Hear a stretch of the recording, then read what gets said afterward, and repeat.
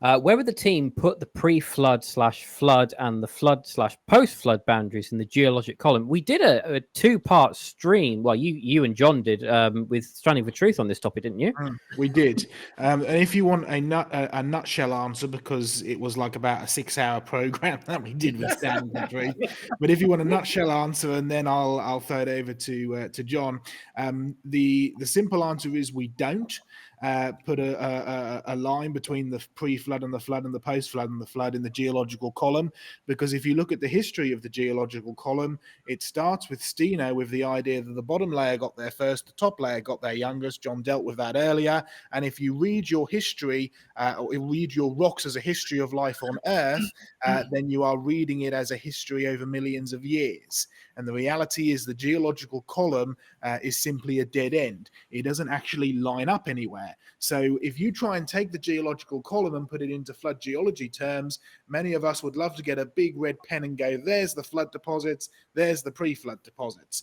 And it really doesn't always work. Sometimes works, depending on where you are in the world, but as soon as you start matching it up to other things in the world, it doesn't work at all. And I've had the privilege, and John even more so, of being able to travel the world and see lots of these, and you find that there are gaps everywhere. It just doesn't work to get a big red pen and say, there's where the flood is. So you do kind of have to take it on a case-by-case basis. If you want it as a generalization, you'll do well to look somewhere at the end of the Cretaceous. If you're looking for the flood, post-flood boundary, there are differing opinions depending on which part of the world that you're in, and that really is the key. You can't just get a geological column and say, this is our orthodox geology, which we're going to take as orthodox geology and try and fit it into the scriptures. It really doesn't work that way.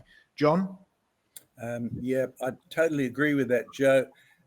People don't realize how insufficient the geologic column is. And again, I would recommend one of the geologists that I have, he's passed now, but I had a great deal of admiration to him, Derek Ager, who actually did what most geologists don't. Most geologists work for a company, dig up coal, dig up oil, and retire as head of the company or head of research or whatever. Most of them don't do what Derek Ager did. I'm going around the planet to actually check what's there. Read his book on catastrophism and the new catastrophism, where he basically says this geologic column bit doesn't work. In fact, didn't you have one geologist on a field trip on the East Coast tell you exactly that when you questioned him about the Ice Age and things like that? Yeah, effectively there is, it's something like 60 odd million years missing between the two layers in the Norfolk coast, and they're basically touching each other. In fact, sometimes the younger one is underneath the supposedly older one. It's a big mess. But when I asked him about, well, how do we know what happened then between 60 million years ago and today, or when the next lot of deposits were formed, the answer was effectively, well, you've got to think of the geological column a bit like a book that's had all of its pages ripped out and spread out all over the world, and there are no page numbers. And your job is to go around the world and to try and piece it back together the best you can.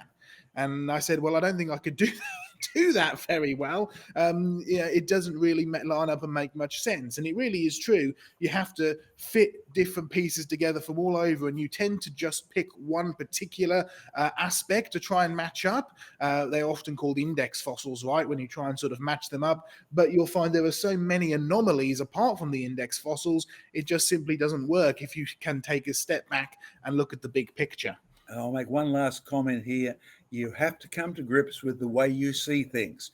If you follow Charles Lyell and you don't really think about him, then you'll follow Charles Darwin because Charles Darwin was his victim, and you'll follow the teacher who actually starts at the bottom like Steno did. He started with a belief in creation and in Noah's flood, but he came up with a wrong worldview that actually opened the door to evolution.